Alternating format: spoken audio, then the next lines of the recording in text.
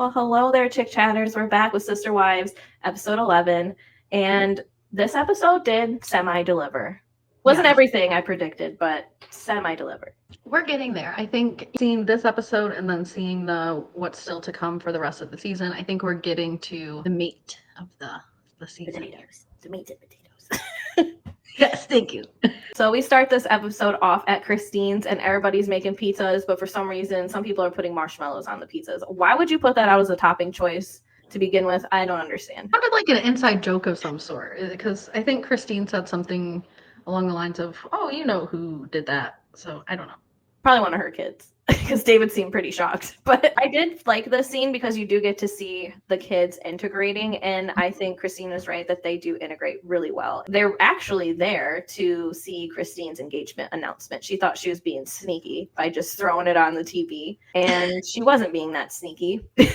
No. Hayden called it out real quick, but everybody was kind of at that point like, what's going on? What is that? And he's like, you're engaged? I thought he described it perfectly, that my mom's really dramatic and likes big surprises, but she's an open book, so she doesn't hold anything back. So everybody knew she already had a wedding date set. So of course she's going to become engaged sometime soon.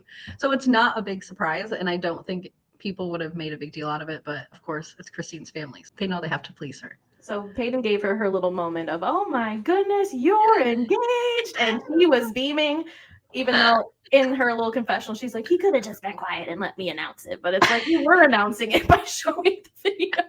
I know. He did give you your moment. He just gave you your whole moment, exactly how you wanted it. So why are you mad, Christine? Mm-hmm. So she pulls this ring out of her jean pocket, and mind you, Christine's got a marquee, so I would have been so nervous to have that thing just in my pocket. Could have possibly bent a prong or something, but I'm sure it was only in there for a little while, but it looks like they made some pizza or whatever, so maybe she ran and got it. But I feel the same way, and later on she pulls it out of her pocket too, and she shows it to Jenelle, and I just kept being like, stop it.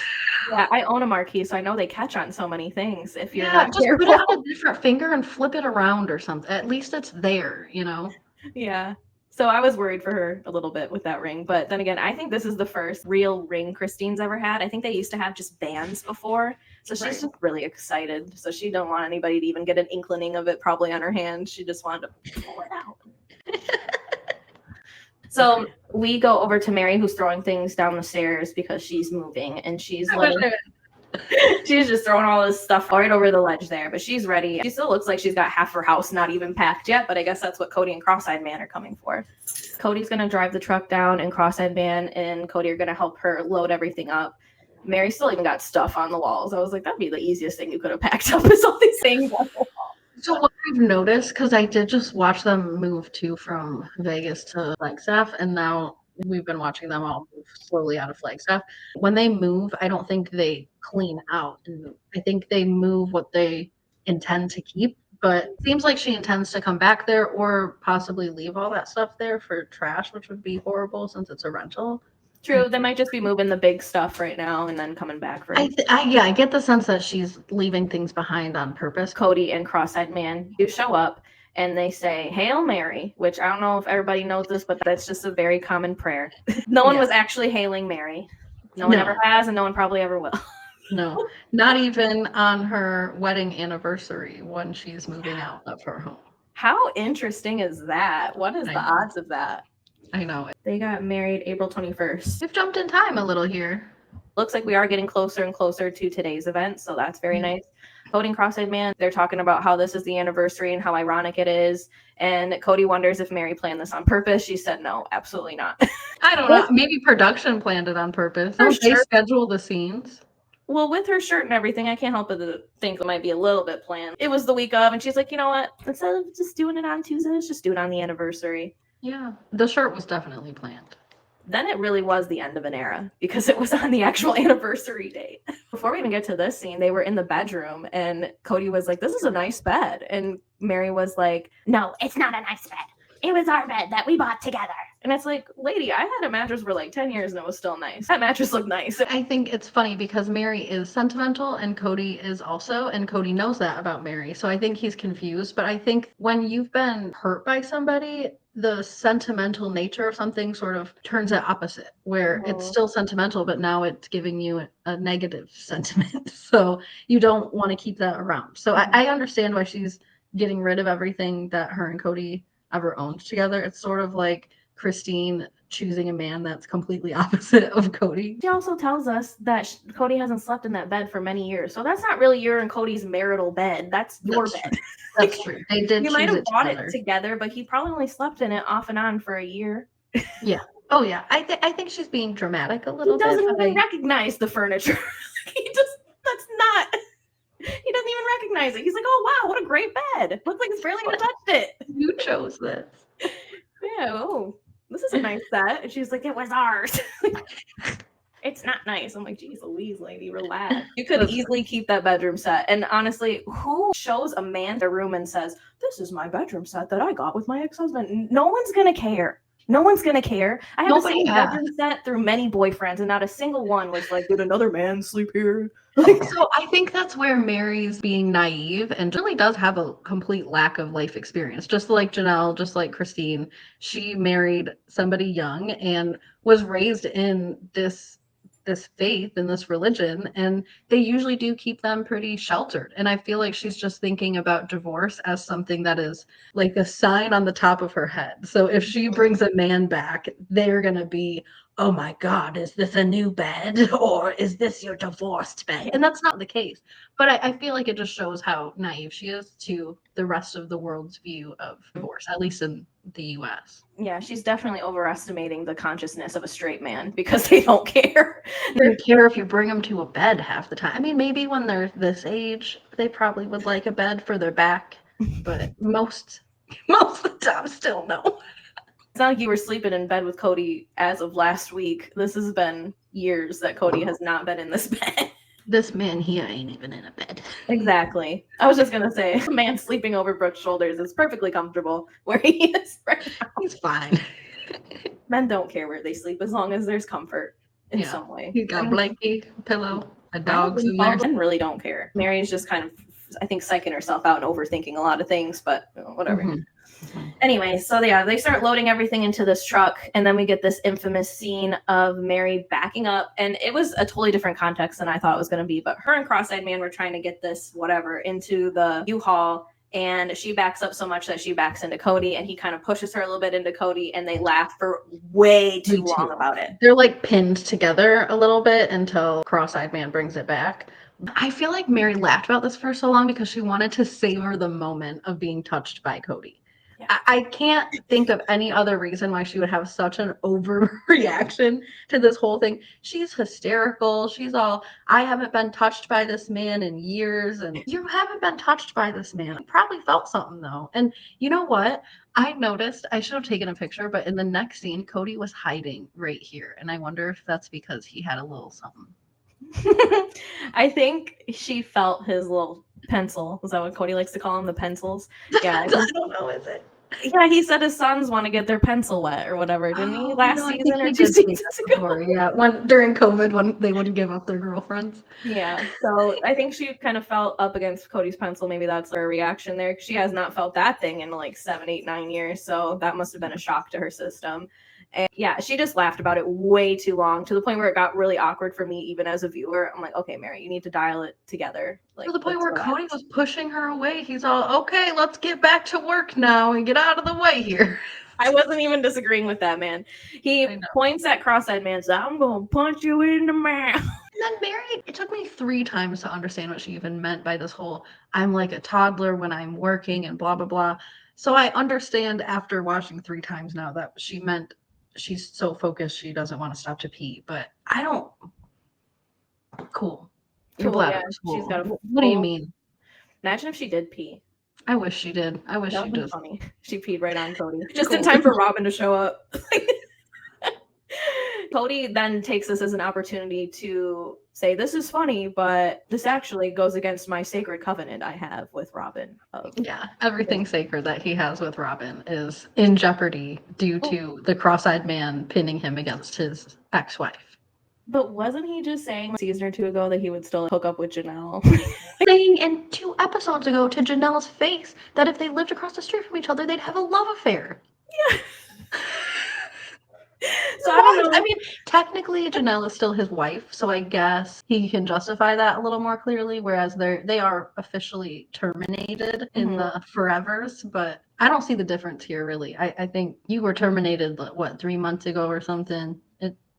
I'm not justifying this by any means. I do think that it's wrong to think about it that way, but I don't think what happened was sexual in nature. I think everyone made it sexual with their weird jokes and laughs. So you wanted it to be sexual, Kody, because you and this cross-eyed man were making a joke about Meri. You had her all bent over, looking all out of sorts. Oh yeah, causing her to be in hysterics, moaning and groaning. He really likes Meri right now too. He's like, she's on point today. This is the kind of woman I'd want to be married to. And I'm like, and she said the same thing. I can't remember if that's in this part or if that's in the next part, but yeah, she said the same thing about we're kind of reminding each other why we fell in love with each other. And they just are so perpetually confusing people. Then be together. Like what? Maybe you got it right the first time, Kody, because at least Meri's got a sense of humor. Robyn comes over and it's just all doom and gloom until she leaves, and then everybody can have fun again. So we do pop over to a visit with Jenelle and Christine, and they're gonna make some lasagna together while they wait for David to come home, because Jenelle has not met David yet, and they're already engaged. So Janelle's feeling a little bit of pressure. Holy cow, what if we don't like each other? And she makes a good point. She gets along with just about anyone. I thought it was so funny that she's said something about if they're pompous and egotistical, then I won't get along with them. That's her. It's Kody. It's Kody. But she's not getting along with Kody right now, so true. That could be where she's getting that example from. That's true. Christine sort of did the same thing where she just went right for the opposite. They're going to make some lasagna together while they wait for David, but in the meantime, Christine is kind of getting some updates from Jenelle about the land and what's going on, because remember, Christine is not involved in this anymore whatsoever. And it was so funny in the confessional. She's like, oh my gosh, there's this balloon payment that I read about and they could lose everything. Think about that. How stressful. It must be nice to be the one wife that only has to read about it. Yeah. How stressful. Oh my gosh.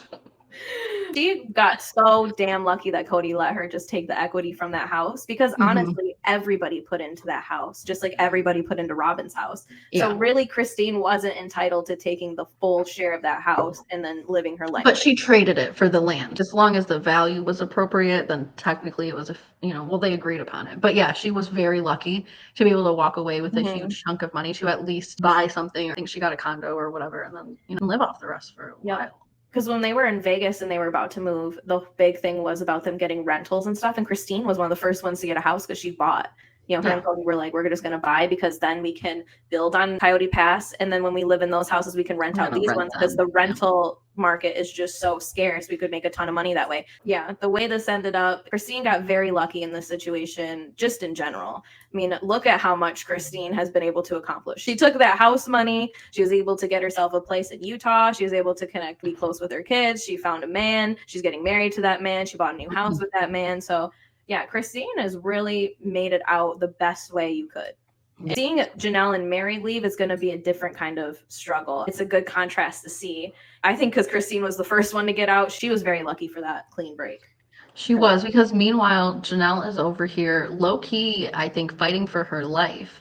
Not just for her own finances, but also for the sake of her reputation amongst the sister wives, I think amongst the population at large of people who watch this, because the narrative, I think in general, has been that Jenelle at least had some say in the finances, and now there is this disagreement going on about who's in charge of the finances. Kody had this strange snippet. He was I sort of guided where the money goes, but also everybody had access and we all worked together. Meanwhile, Christine is adamant that they sort of had an allowance, and then beyond that, they had to ask Kody for money. So there's a lot of back and forth about what's going on, but I feel like Jenelle had made sure that in this scene specifically, she talked to Christine about the narrative that's going on, because Kody is trying to make it sound one way, like this is Jenelle and she's in charge, and Jenelle is trying to make it sound like Kody's in charge, and she is exactly right when she says Kody always blames everybody else for all of his problems. Trying to make it very clear right now that if they don't make this payment, it is not because of her. That's why she went and visited Meri and told Meri about it. That's why she's talking about it still right now. I look at her face, she's like, he's going to blame this on me. And I have nothing to do with it. Well, and there's got to be a reason that all these wives thought Jenelle had much more pull with the finances. And that must be because Kody might have said it, or it just was the impression that they were both giving. But it's hard because Jenelle has now been seen by all these other sister wives as she's been controlling the money. I think that was the first time she's maybe heard that. So she's like, oh no, I'm not in control of this money. Not at all. Just get drunk and send things to the accountant. And Kody might think just giving them an allowance and giving them money whenever they ask for it is them having access to the bank account, because I can't believe that he wasn't in control of all of the money. They worked as a family. They worked together. Christine didn't work herself for a long time until they probably moved to Vegas. I don't think she started doing realtor stuff for a minute. I don't know if that really worked out. But they pulled together so much that, in my opinion, there's no way that they all had access to the same bank account. I think all the money went into a trust, and then Kody probably decided how much money of that trust went into their free account for everybody to use. I have no idea. They've always been really quiet about the way that they manage their finances, and I think that's because there's a lot of low-key possible fraudulent things going on, or even just things that are not the norm or typical, or maybe not accepted by a lot of people, just a lot of gray area situations. Meri said robbing Peter to pay Paul sort of things. I think that they definitely have historically done those things, and they're a large family, so there's probably some need there to have to do that. But it's unclear who was in charge. But to me, and I'm sure I'm biased here because I just hate Kody, but it seems clear to me that Jenelle is not in charge here, because I agree, if she was, they would have already built on that property. If she was the one that was begging in charge, even just this much more than Kody, she would have put money into building a house in that property, probably one house, because Jenelle wanted one house. Well, I believe what Christine's saying about everything going into one fund and then Kody distributing it. I think I remember Jenelle getting the RV. She had to go through Kody to get clearance on that. And it makes sense in a way. But and then the same breath too with Meri, she said that, you know, she assumed Jenelle was in control of the finances. Well, that means that Meri's not looking at the finances. So that doesn't mean that Meri and Christine and Robyn maybe even had access to this account other than what they thought was just Kody and Jenelle going in and out the accounts. Imagine being in a family for 30 years and not knowing who's controlling the finances for sure. Well, weird. It seems like they thought they knew. Well, exactly. But just thinking that you thought you knew this whole time, and then all of a sudden you come to find out that she wasn't in charge of the finances. Like, I think that's why Meri was so weird in that last scene, that eventually it looks like Jenelle and Meri are going to work together in this whole land and arguing the Kody situation. But I think in the last episode, when we were so disappointed in the conversation, I think Meri was just so caught off guard. She didn't know who to believe. She thought it was one thing for so long. Now Janelle's coming to her saying, I'm not responsible, but there's all these ominous things going on and you better protect yourself. It probably felt like Meri didn't really know who to believe, but it does seem like, based on the still to come, that she's gonna open her eyes quickly. Well, she does say even in confessional here that she doesn't believe either side fully. She thinks that there's something amiss on both sides. And I couldn't see that because Meri's not close with Jenelle or Christine, and she's not on the Kody and Robyn bandwagon as well. So I can see where Meri is a little bit more confused and standoffish, and it might just take her a minute to kind of realize what's really going on here, because she's also in the middle of a move, and she's moving to Parowan right now. She's got her personal finances in order, whereas Janelle's personal finances are wrapped up in what happens to this land. Meri has still a place to live. She has her own bank account, at least. I wonder if Jenelle even has her own bank account right now, still. She might now. If I was her, I would have. Currently in 2024, I'm sure, but in like early 2023, I don't know if she does here. They were still talking about debts, and that's what started this whole conversation with Christine. Was Christine asked her, well, if you guys find this land, what's going to happen with Coyote Pass? Are you going to be able to do it? And she said she doesn't know. So Jenelle has a lot more of a reason to try to get this cleared up and figured out in the appropriate way, where even if Meri lost a lot, it wouldn't be fair, but she could cut her losses and still move on. Janelle might really be kind of stuck living in Maddie's house. I think Janelle's about to have her I told you so moment on the land with Meri from the preview that I peeped. But Christine does tell Jenelle she's engaged. She shows her the ring. I wish production would have showed us a better view of this damn ring. Why we got to see it on the side, I don't know. They did show it straight up when they designed it. Right, but now they have it and they're showing it to me, and it's a marquee. It looks best from the top. Like, very showing it from the side. I can't even tell that they're trying to show off all this stuff, but you can see that from the top too. They could have definitely did better with that ring zoom in. I mean, I think I got a better zoom in on Amber Portwood's engagement ring when we did the Teen Mom stuff. Janelle's excited for Christine as much as honestly anybody really kind of can be. It's moving really fast. So everybody's kind of got that, oh, this is moving really fast, but they're also excited for her. And honestly, Christine and David don't care anyways. They're doing whatever they want. Yeah. They don't care. But that was a cute little moment that she got to show the ring. And Janelle was like, oh, wow, it's pretty. Everybody seems really impressed by the ring. But Jenelle talked a little bit about how Christine has changed so much in the past few years. And she used to be so straight-laced and religious. And even Christine said something about she would have thought even 3 years ago that she would have been living in sin. And then said, I am living in sin, actually. And she's all chuckling. The way she says it, though, it's like, I wonder how much sin you be living in, Christine. Usually you say that about people who are hooking up, but like not about people getting tattoos. But I couldn't remember a different kind of religion where that's. Well, she's living right now unmarried under the same roof with a man, which is not okay. She wouldn't let any of her children do that. Well, living in sin looks good on her, so. It does. She looks happy. So we're gonna go pop back over to Meri, who's also quite a bit happier than I thought she was gonna be with this move. Her and Kody are just joking around, having a good time. Having the best day. They are. They're having a great time. They're doing polygamy humor. Kody was saying how Meri and Christine liked polygamy humor, but Jenelle and Robyn did not. And he thinks it's because of when they came into the families, how rough it was for both of them. And I can agree with that. That's probably exactly why those girls do not like polygamy humor, especially Jenelle. I mean, Robyn don't seem to like much of nothing regardless, but like he wants their covenant to remain sacred and serious and respected. It's so crazy how serious she is. And I just went like this because her mouth is always so straight and serious. And I have yet to see the Robyn that Kody keeps referring to, the sweet and quiet and whatever one. Yeah. I feel like he has just be like that in the bedroom. He has a better time right now with Meri than he does with Robyn. He, at least when he's around Meri, he's like up and happy and having a good time. And when Robyn's around, they both look stressed. Even when they're not stressed, they look stressed. So I do not know why that's the one that worked, but whatever. So everybody's having a good old time, laughing, enjoying themselves even a little bit, reminiscing on some memories. And then here comes the sad, ominous music and Robyn and her sobbing presence and her sobbing everything to just come and ruin the day. And why did she walk up and just stand there? She wanted to catch them in some flirting so she can be like, I told you so. I think she did. They look caught. Him in the middle. I can't. It's as if he just pushed them apart from each other. I know. They're like, Robyn's here. Oh, hi. Oh, hi. Hello. The way they're positioned reminds me of Aspen's wedding when he had to whisper the whole ceremony and stuff. Yeah. It's like he's performing a ceremony with them right now and being just remarrying them. He's remarrying them right there. That's what their faces look like too. Like, okay, you're right, we did it. We don't unpack all this stuff. Will you help us unpack? Since you lazy ass won't help us pack. She said she didn't want to help pack because then she would be inside herself. Like, why are you helping her? Don't help her.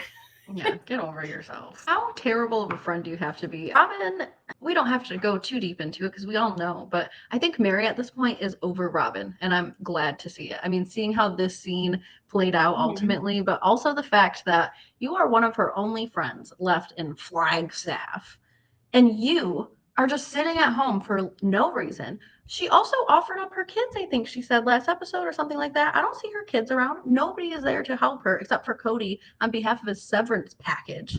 And Robyn is over here. Oh, I just can't help because I would be so sad for her to leave. You don't care about Meri. If you cared about Meri, you would be over there helping her, even though you're sad. Yeah. I just want to say, had Meri just hired movers and did it all on her own, this girl wouldn't even known she left for months. That's true. She wouldn't have known for months, and she wants to sit here and cry and be upset about it. But she never hung out with Meri when she was there. And then if Meri would have done this, not even in the middle of the night, in the middle of broad day with movers and made a big deal about it, Robyn would have never even known. Meri not told her. So here Robyn is more upset than Meri on her anniversary about Meri leaving and all this stuff. And is that a picture of Robyn on the wall? Because it better be someone else. Why can't I zoom in on this? I hope it's not, but I wonder. It is. I know that picture. Tell me that's not Robyn. Tell me that's like Robyn. I know that picture of Robyn. Tell me It's that's Mariah. Leon It's from- Mariah. It's not Mariah anymore. But Well, Leon when they were Mariah or something. that is a totally picture senior though photo. of interesting to me that she has Leon up there, you know, pre-transition. I think it's their graduation photo though, so maybe that's why. That's true, like a But- senior photo. Yeah, but it did look like Robyn to me. I'm like, tell me Meri don't have a picture of Robyn in her house. I'm telling you, I almost had a heart attack. But anyways, she's just crying and Meri's just there to comfort her. She gave her a junk journal, which I actually do like the idea of giving her a junk journal. Explain to me what that is. I don't understand. Is that just you kind of put clippings in there and photos? Yeah. Is that okay? So it's like a journal that you put like maybe goals that you have, or just like if you have a bunch of movie Why is it called tickets, junk? because it can be just random crap. It's called a junk journal because you can take like your movie tickets, you could take wrappers, some food or whatever, and you can make like a little junk journal about either trips or vacations, or you know what I mean? It makes sense. You said goals and she said goals, and I'm curious as to why you put your goals in the same place that you put your trash and you call it junk, but maybe I'm just overthinking it. I think it's considered a junk journal because you can put anything in there and you can glue anything in there. If you want to eat a certain type of food, you might glue the wrapper or something in there. You could put goals in there. You can make it whatever you want. It could be like a You shrine could put the like, wrapper in there and then you'd write, my goal is to eat more of these. Or less Yeah. of these. I've seen people do them. It's just random stuff that they put in a little journal. It's kind of like a scrapbook, but a scrapbook for whatever you want. It could be like past vacations you've been on, or times maybe as a couple that you might have had with somebody, or to wish like, someone happiness on their next chapter. Sure. But I don't mind her idea of that. I think she had a good sentiment about Meri being able to plot her goals and whatever. It was a nice little gesture, but I think just her over emotion about everything just really sucks energy out of everyone. Once she leaves, it gets so much lighter, just automatically. It's so true. She is too much. I thought it was hilarious too that this is supposed to be their final goodbye. Robyn's over here sobbing, doing her sobbing Robyn situation. And then the way that they walk away, Robyn just says, well, good luck. And they just part ways and, yep, well, we got phones. So I guess just, yeah. What? That's how close these people aren't. It was the same goodbye she gave Christine from across the way. Like, goodbye, good luck. Deuces. I just can't get over the fact that if Meri just would have done this on a random day without Kody's help, Robyn wouldn't even known this happened and she would have been perfectly fine. At least emotionally at that day. I think she would have taken it hard either way. But later on, but then what's done is done at that point. And you can't be crying about something that happened 4 months ago that you didn't even know because you don't talk to that person. Robyn could. Robyn could. She'd muster up the tears, but it's just not justified. Yeah. So she leaves. They say a quick bye to her, but Kody kind of lingers, staring at her, watching her leave. And then Meri's like, this is about me today. You get her all the time. So come on. And that was funny. I thought that was funny too. I think people might misinterpret that by Meri saying that this is about me because they're moving and it's her anniversary, but she's talking about Robyn being there for her. It's funny to me because she could give two F's about Robyn at this point. She's like, just drop your gift and go. I think Meri would have been pleased with that. She didn't shed a single tear. As Meri said in her confessional, that Robyn's struggling with this, but that's on Robyn to get through and work past. It's going to be a problem for Robyn. It's not Meri's fault. Even Kody at this point is struggling with it. I think he had shockingly some empathy for it a little bit, but now that his own emotions have been resolved about Meri, I think he's ready for his wife to also move on, but that's just not the case. So he's like, I don't understand this heartbreak. She's not well. She ain't well. She ain't well. She's not. They cut to her in her car and she's just not well. It was giving the same kind of energy after she left the babies, but now she's leaving the Meri. Yeah, I was going to take a picture of it, but I just felt like we saw enough of that face before. This whole time you've been saying, just get Robyn in the sun. Well, we got Robyn in the sun again. She didn't look good this time. Her skin looked good. Better, but she didn't look well. No, and she was in the car, whatever. She did not look well, but her skin looked good. I think a lot of it has to do with lighting when she's looking all decrepit these days, but she's just sobbing away in the car and it's just too much. It's too much. I don't even see the chemistry between her and Kody anymore, honestly, at all. I don't even get what they're doing, but whatever.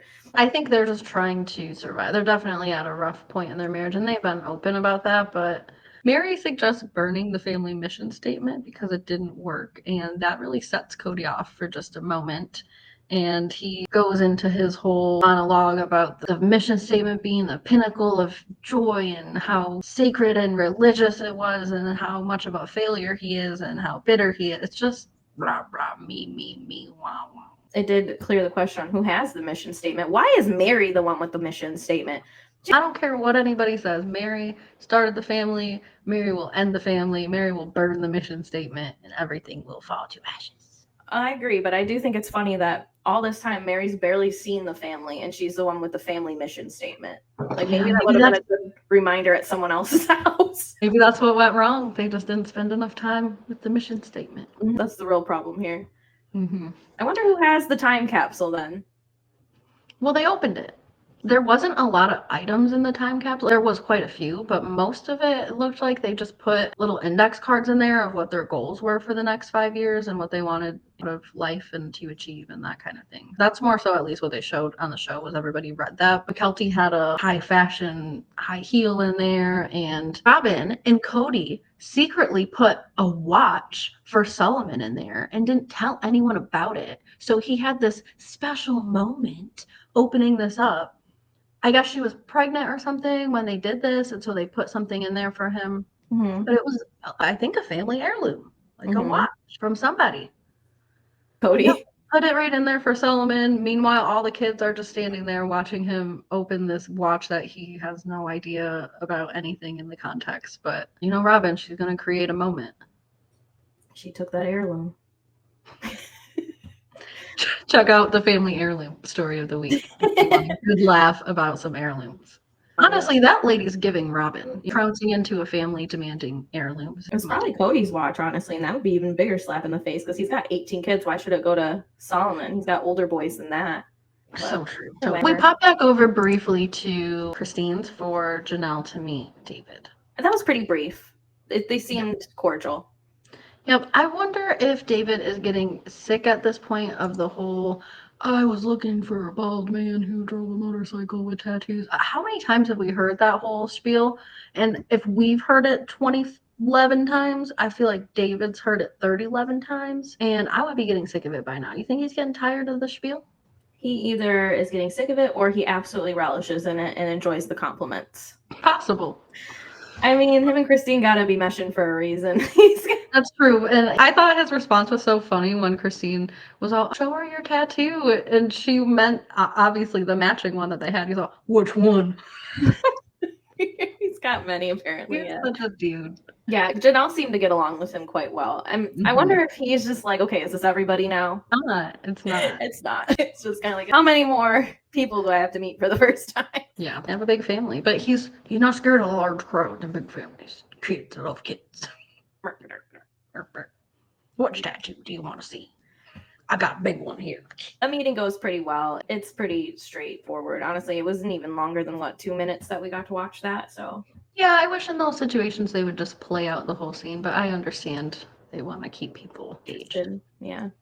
So let me go back over to Meri, and they're actually going to Parowan, and they have all her stuff. So no more Flagstaff, but there's some people there waiting on Meri, mainly Jen and Cross-Eyed Man Kody. They're all starting to unload her stuff. Jen makes a couple jokes about taking Kody to Meri's bedroom. The polygamy jokes between Kody and Meri, this whole entire movie, really makes you wonder why the hell they're even getting divorced. Because they have a lot more fun together than anybody else.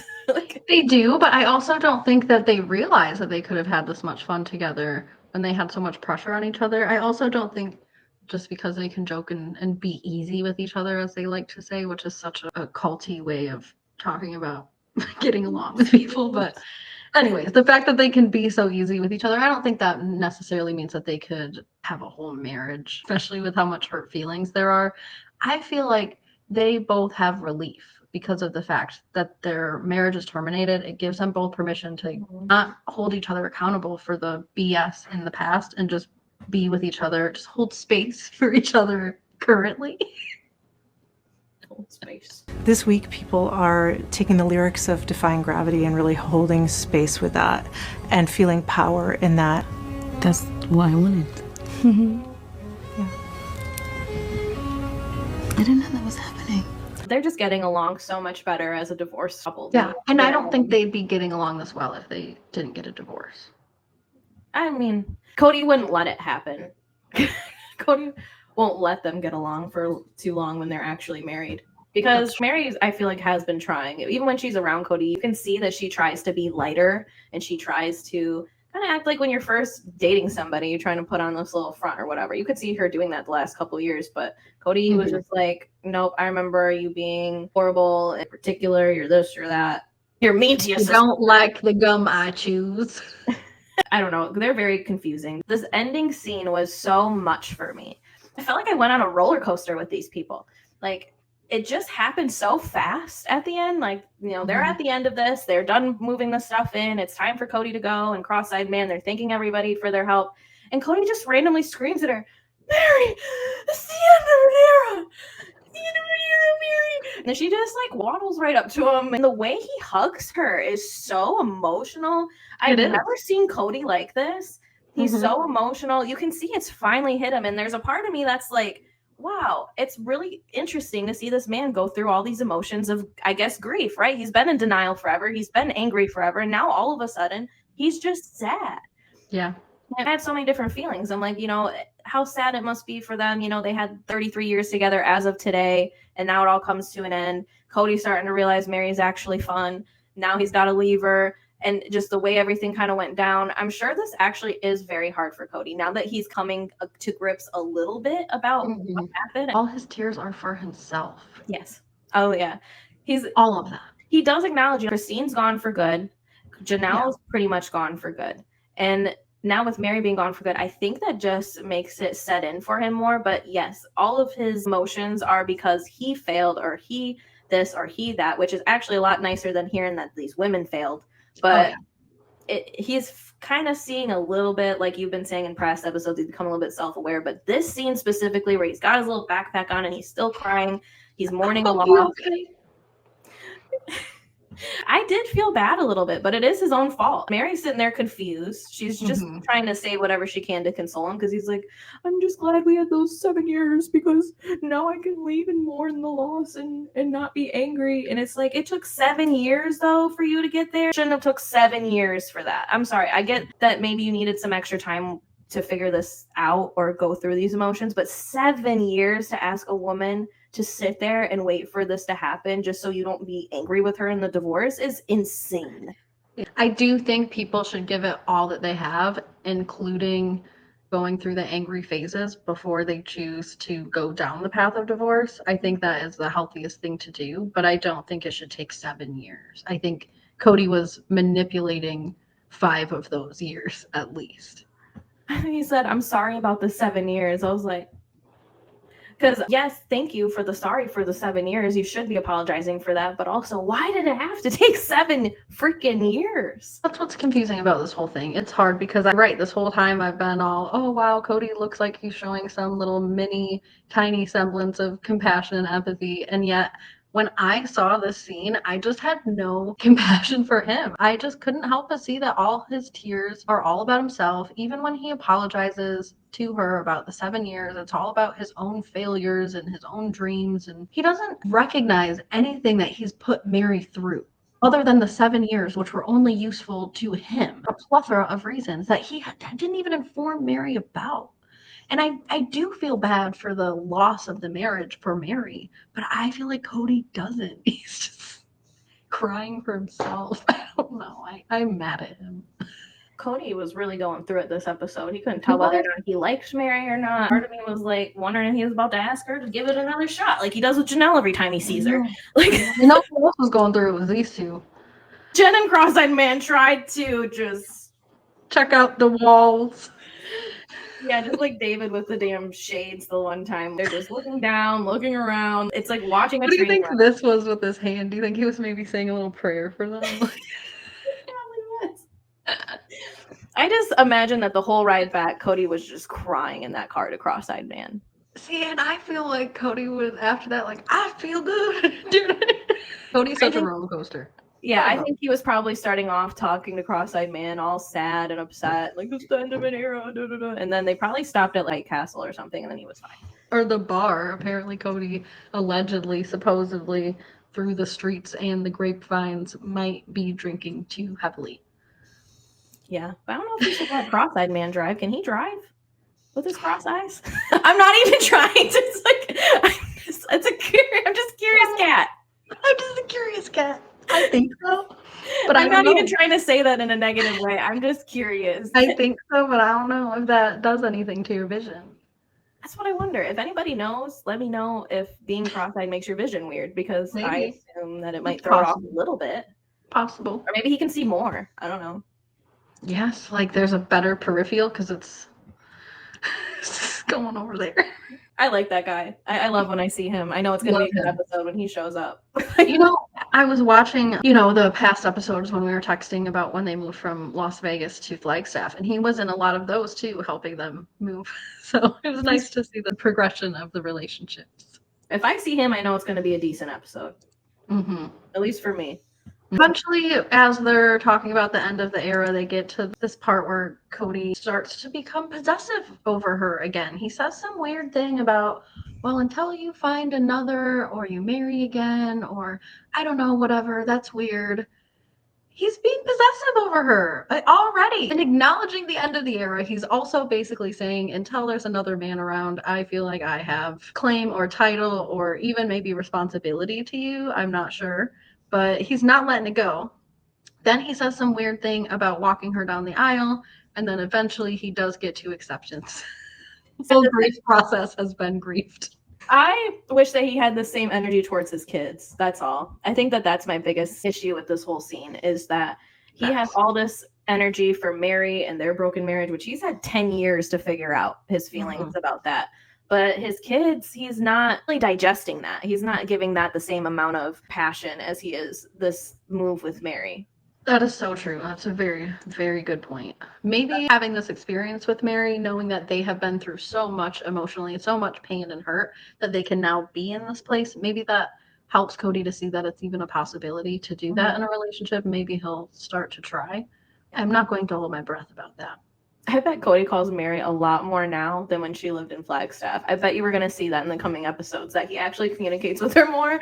He texts her, probably make sure she's good. I have a feeling, just based on what we saw in the still to come, based on what we saw from Meri's little snippets in there, that there might be a little episode or two, maybe even 3, where Meri second guesses or starts to wonder if it was a bad idea for her to get a divorce. And I think that that's because her and Kody were probably communicating a little bit more even after this. So I think you're right.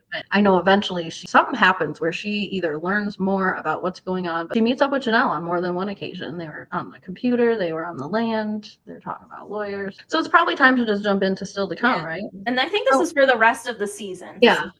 They usually do this about midway through or somewhere around midway through. So if we're on episode 11, I think we're in for a long one. Chick chatters. So strap in. I am hoping and thinking and praying that this is the meat and potatoes. But we have some new sets coming, so I think that that's cool. Meri is also going to be back in her camo shirt, which if you remember from the very beginning of the season when she was explaining the state of the family, she was in that camo shirt and she was pissed off. So I hope that she is back in here in the same sort of situation and they just sort of plopped her into the beginning to set the tone. But Meri's gonna be in the camo shirt, so hopefully she means business. Kody talks about being heartbroken, obviously. They argue together, him and Robyn, about cutting some trees, and he's throwing his helmet down. Meri sits down and talks to these strange women. Do you recognize the women that she talked to? No. They looked like fans. They were asking her questions like you or I would. Or one of those women might have been in the earlier episode where she went to Vegas to talk to somebody. I don't remember if that's the same woman or not, but yeah, there's 3 women in this scene that I don't think that lady was blonde. I think these ladies were brunettes, but possible. So she talks to some strange women. Christine is now planning her wedding, which is so funny because she told Isabel that whole spiel about, oh, well, now that I'm engaged, nothing is changing and everything's going to be the same until we start wedding planning, which is in 2 weeks? You're getting married in 7 months, lady. So we're going to see planning, wedding dress shopping, all of that.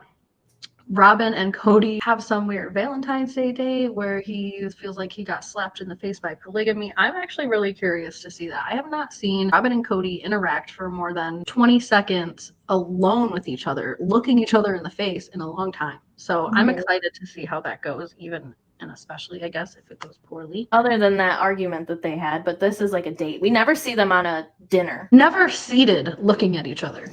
Never seated. We've seen him have dinner with Christine and Jenelle before he had dinner with Robyn. Yeah, that's what I mean. I've never seen just them two sitting intending to have a conversation with each other and talking. They talk about how they're in monogamy now, and I'm like, this is like your third or second Valentine's Day where it was just the two of y'all. Like, what are you talking about?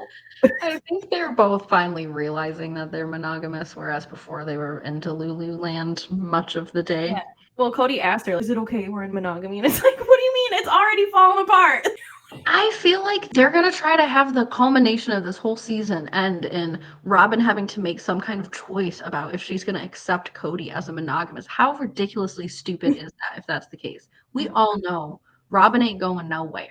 Yeah, I hope they don't waste my time like that, but I wouldn't be surprised. Me too. So Janelle's going to move, and apparently Kody finds out that she's going to move, but he was never intended to find out.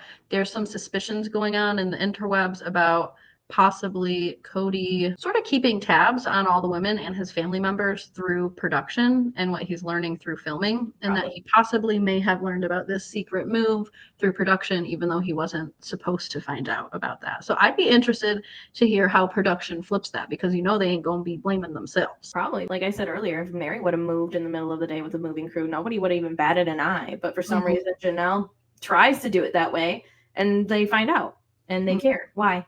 So Jenelle and Meri are eventually going to team up. We see them have several conversations. Meri's apparently very angry about something when they're talking about the land. And Cody's going to try to set up this whole thing about trying to save the land that's so special, and he doesn't want to sell it. And obviously Jenelle and Meri are going to want to get their money out of the land so that they can leave. And I think that Cody's way of, again, manipulating the situation and controlling these women is to tie them up financially in this way. So I am curious to see how that all plays out. As of right now, the land is paid off, but it is not sold. So he's still got their money tied up in there. To this very day, yeah. To this very day. So he says some weird ominous thing about this being the end of his family after he asks Robyn if he can be accepted as a monogamous, and then somebody crashes in a four-wheeler. So is that Robyn? I don't think so. I doubt she even jumped on one of those. Could have been one of her kids. Oh, yeah, I think it was one of Robyn's kids, but that would be like the third four-wheeler accident in this family, or yeah, somebody get it together. You know, maybe the cross-eyed thing does have something to do with it. I don't think he's in there. Right. But I do think it's interesting that every dang season we hear Kody end off a preview with, this is the end of my family. It's been the end of your family for 2 years. And the thing is you guys are all still alive. So yes, it's the end of your family. It's the end of an era. It's the end of blah, blah, blah, blah. The end is not like the end of a book or the end of someone's life. Your life is going to go on. There will be more things to happen. So just calm down. If he would just calm himself down and think before he spoke more, then life would be a lot different with Kody Brown. But we're still watching the midlife crisis of Kody Wynn Brown. I think we're just going to call it the full life crisis of Kody Wynn Brown. I just love that his middle name is Wynn. Kody lost Brown. Kody lost himself Brown. And all his wives. And his kids too. Everybody. Kody lost everything Brown. But he's got this shy, pretty wife. So he has this shy, pretty wife. He's into the fact that she's younger. She's skinny. She's not so skinny and young anymore. No, she just looks. Now she's sad. So sad. So sad. All the wrinkles from frowning. Can we see one scene of this girl having a good time? When is the last time we've seen this girl smile or have a good time? This is about as close as we get to her face being normal. I can't. All right. Well, we had a good one. I'm excited for the next episode. It does kind of suck that this preview, I don't know exactly what's in the next episode. This is just a preview overall. So I'm excited to see what will come next Sunday. Yes, same. So stick around. Don't forget to like and comment and click the share button and copy the link. You don't even gotta paste it anywhere if you don't want. Nope. But please. And then definitely subscribe if you like their content. Reduce, reuse, recycle, Rihanna, and goodbye. Bye-bye.